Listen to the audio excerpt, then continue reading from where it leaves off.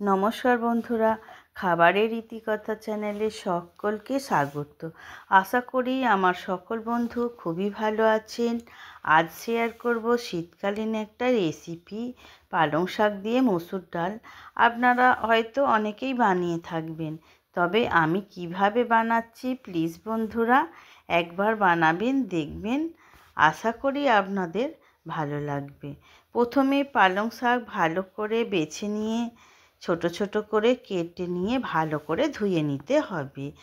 আর ধোয়ার পর লবণ জলে একটু ভিজিয়ে রাখবেন, কারণ এখন তো সব শাকসবজিতেই কীটনাশক দেওয়া হয়। তাই প্রথমে ডাল সেদ্ধ হতে দেব। ডাল সেদ্ধ হওয়ার সময় একটু সর্ষের তেল দিয়ে দেবেন, দেখবেন তাহলে ডালের ফেনা বেশি উতলে যাবে না। তারপর ডাল হাফেরও বেশি সেদ্ধ হয়ে গেলে 1 চামচ হলুদ দিয়ে দেব, আর কয়েকটা কাঁচা লঙ্কা, স্বাদ মতো লবণ, একটা টমেটো কুচি ও পালং শাক দিয়ে একটা ঢাকা দিয়ে সেদ্ধ হতে দেব। শাক বেশ নরম ও সেদ্ধ হয়ে গেলে নামিয়ে নেব একটা তড়কা দেবার জন্য। কড়াটা আবার পরিষ্কার করে গ্যাসে বসিয়ে দিলাম।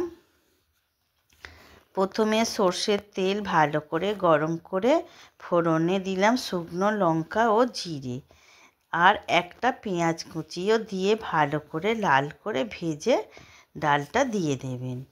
আর একটা ঢাকা দিয়ে কিছুক্ষণ রান্না করে নিতে হবে, তাহলেই একদম রেডি হয়ে যাবে ডালটা। বেশি পাতলা করলে হবে না, একটু ঘন ঘন রাখতে হবে। গরম ভাতের সাথে খেতে দারুণ লাগে, আর রুটি দিয়ে খেতেও খুব ভালো লাগে। তবে আপনারা যদি রুটির সাথে খান তাহলে ডাল নামানোর সময় সামান্য চিনি অ্যাড করবেন। তাহলে বন্ধুরা এই শীতকালে নতুন পালং শাক দিয়ে বানিয়ে ফেলুন মসুর ডাল। কম খরচে কম সময়ে তৈরি হয়ে যাবে একটা সুন্দর মনের মতো রেসিপি। আমার এই রেসিপি যদি আপনাদের ভালো লাগে তাহলে প্লিজ বন্ধুরা আমাকে আপনারা একটা লাইক ও সাবস্ক্রাইব করে দেবেন। আজ তাহলে আসি, আবার পরের ভিডিওয় দেখা হবে আপনাদের সাথে।